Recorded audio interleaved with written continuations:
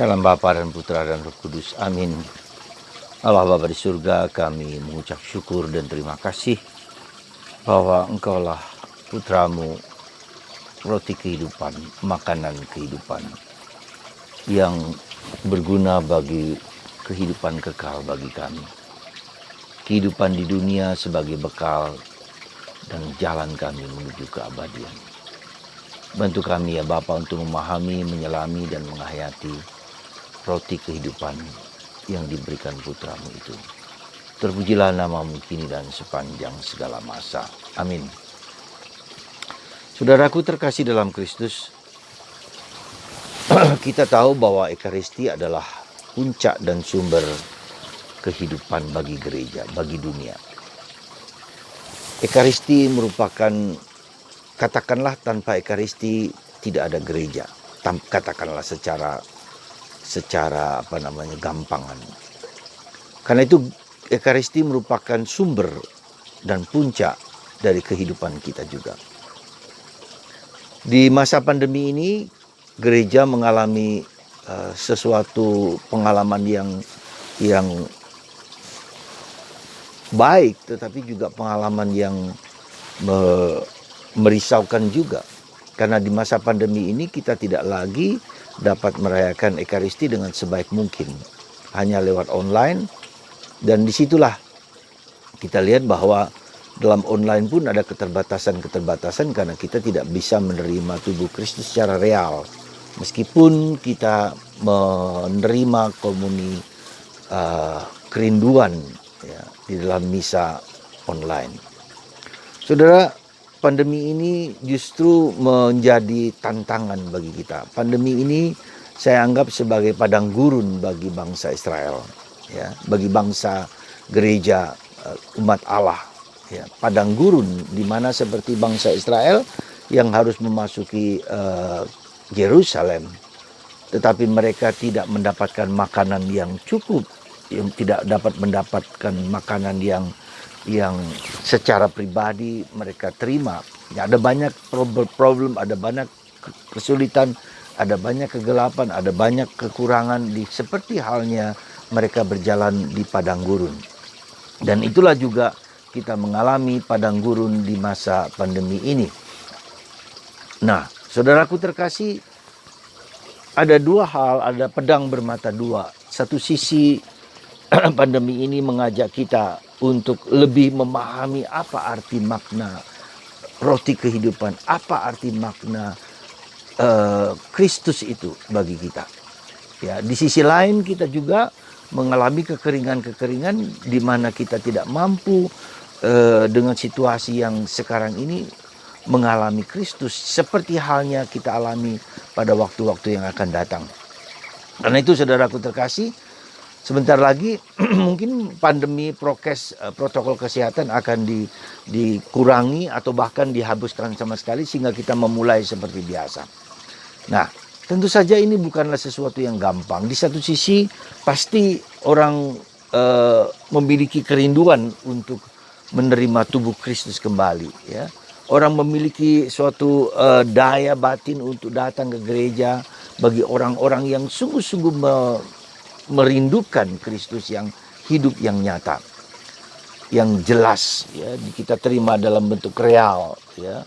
Tetapi tidak jarang juga orang menjadi justru menurun ke gereja bukan lagi sesuatu yang kita inginkan, kita maui, tetapi bisa saja orang cenderung menjadi lebih baik lewat online, karena di dalam online lah orang bisa dengan santai, bisa dengan tidak terlalu serius, waktu pendek, sehingga bisa meluangkan waktu untuk lain-lain kesempatan. Bisa saja begitu.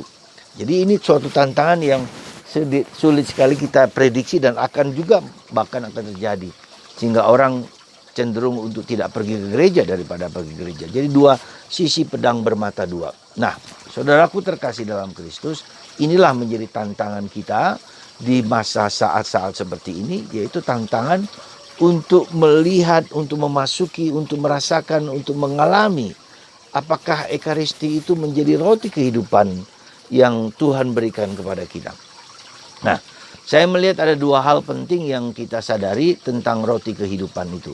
Pertama adalah bahwa roti kehidupan itu kita sadari sebagai ekaristi, sebagai makanan yang memberi kehidupan, memberi keabadian, memberikan kekuatan di dalam hidup kita.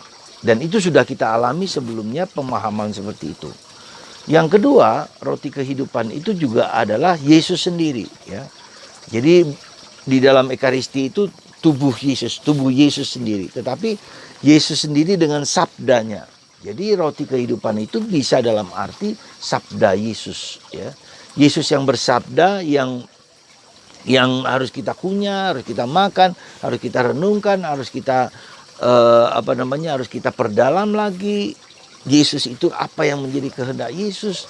Ya, jadi bukan hanya makanan yang kita terima saja secara real, tetapi juga kita juga melihat dan mengalami Yesus yang perlu kita renungkan, yang perlu kita refleksikan, yang perlu kita dalami, yang perlu kita masuki, ya. Jadi ini yang bagian yang tidak mudah bagi kita, ya. Sekali lagi ini bagian yang tidak mudah bagi kita, di mana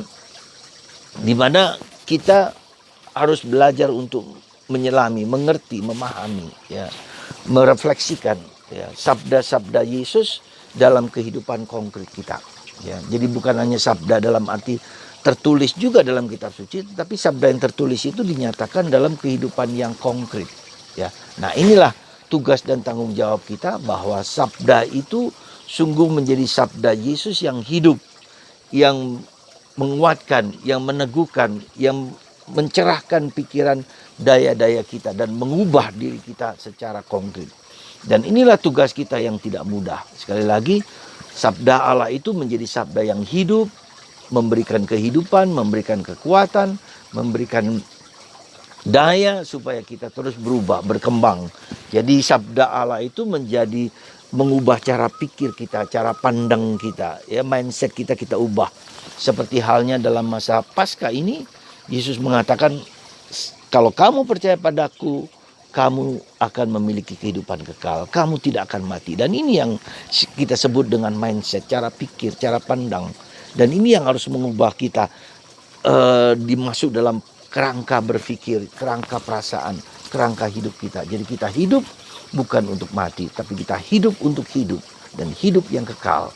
Dan itu harus kita pegang, kita resapkan, kita dalami, kita masuki dalam diri kita. Semoga sabda Yesus sendiri itu menjadi makanan kita, menjadi mindset kita, menjadi cara pikir kita, cara pandang kita yang mengubah hidup kita sendiri. Semoga Tuhan memberkati Anda dan memberkati kita semua, sehingga roti kehidupan adalah ekaristi, tapi roti kehidupan adalah Yesus sendiri. Roti kehidupan adalah sabda Allah yang merasuk di dalam hidup kita. Semoga sabda Allah menguatkan, meneguhkan kita semua. Dalam nama Bapa dan Putra dan Roh Kudus. Amin.